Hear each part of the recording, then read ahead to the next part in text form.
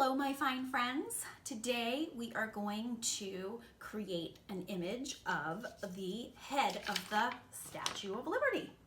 Super fun and colorful. I think you're really going to enjoy it.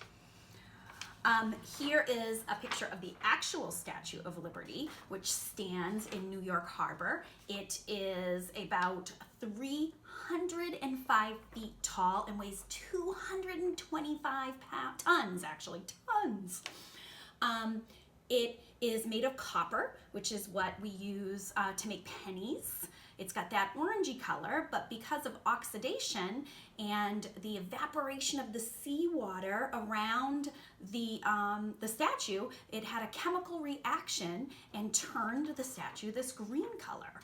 Pretty amazing, huh? So we are going to today draw that head. Your kindergarten teachers have asked me to do a little lesson with you guys to explain to you how to draw this beautiful Statue of Liberty head.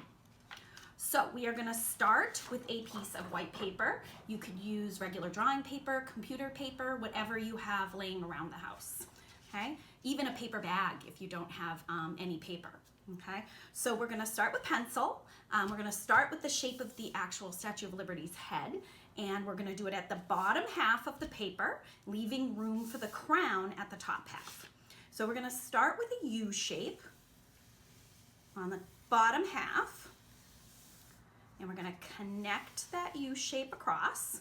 Okay, now we want to add a neck for our statue down at the bottom. We're going to add two curved lines for the hair coming from the center of the top of the head going down towards the sides.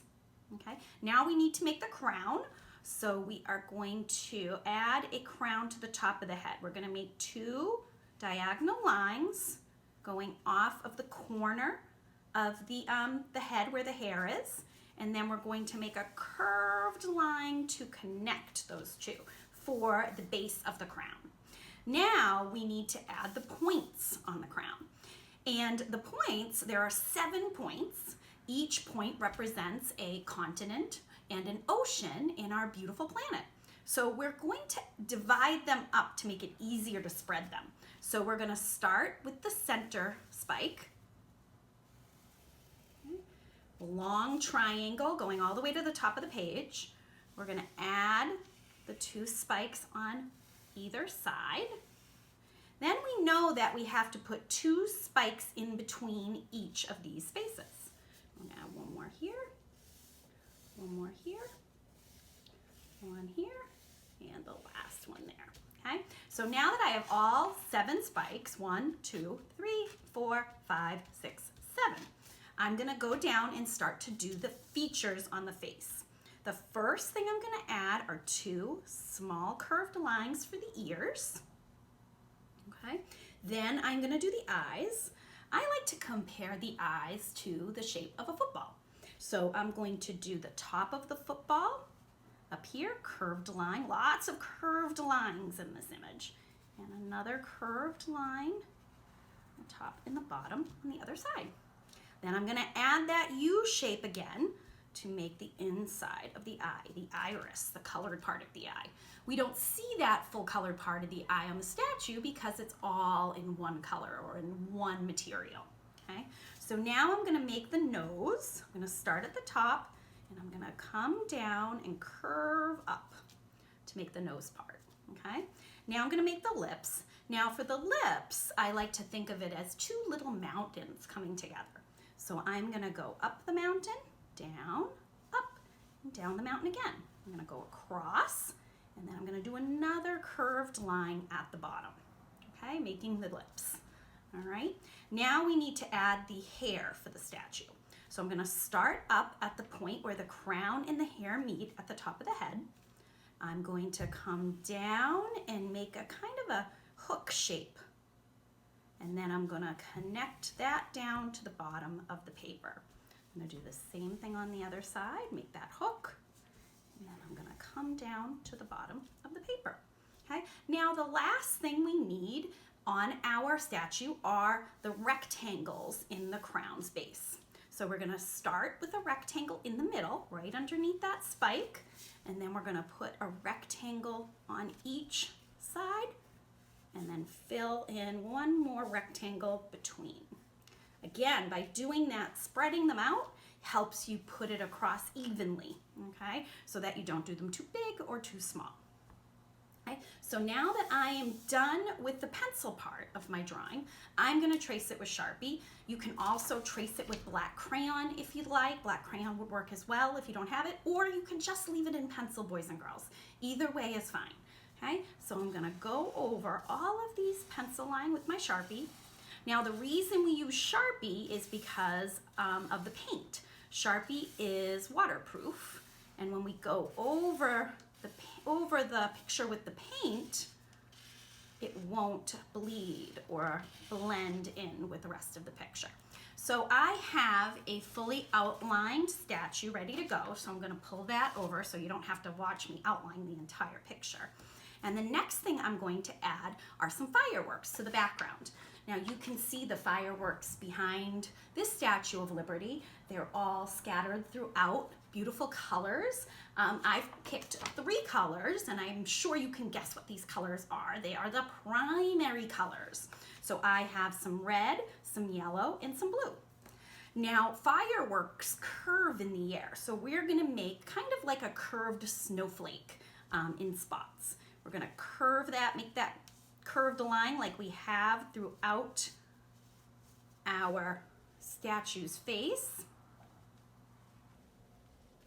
I'm gonna scatter these throughout, trying to put a little bit of blue in different parts of the background. Then I'm gonna go on to my next color here, and I'm gonna do a little bit of red in different parts of the background. Okay, so I've spread that out all the way around. Okay. Now I'm gonna add the yellow. Now you wanna bear down nice and hard, especially if you're using paint, because you want that crayon to pop out when we put the paint on top. Okay, I'm gonna keep going, add a couple more. Excellent. When you feel like you have enough fireworks, you are going to start to paint your picture. So I am going to now use some watercolor paint. Now, if you don't have watercolor paint, boys and girls, that's fine. You can color it with crayon. You could even leave it black and white if you'd like. It's all based on what you have at home and what you have access to. If you don't have watercolor paint, food coloring will work. You could even use a washable marker and add water to that. That will change to paint because that bleeds and it spreads with water, unlike the Sharpie. Okay, so I'm gonna dip my brush in my green wash, and I'm going to cover my entire face with that oxidized green color that we talked about. That is made from the elements getting at that copper that the statue is made from. Now do the best you can to stay on the lines, but you know what Mrs. Lemieux says? Nobody's perfect, and art would be boring if it were perfect. So if you get a little outside the lines, if your triangle spikes aren't perfect, that just gives it a little more personality. So I am going to finish up with this green paint. I've got a whole green wash on my statue. So I'm gonna wash off my brush, and I'm gonna go to a different color to do the background. Now the background is supposed to be a night sky, so we're gonna use a darker purple to do that background color. You can use whatever color you'd like for your background, but darker is better because it'll make those fireworks really pop out. Okay, so as you can see, the crayon is popping out because it is resisting the water. That is what we call crayon resist. Crayons are made of wax, and wax and water do not mix. Okay? So I'm not gonna do the whole thing, but you're gonna go all the way around and finish up that paint in the background. Okay? And you'll see a finished Statue of Liberty head here.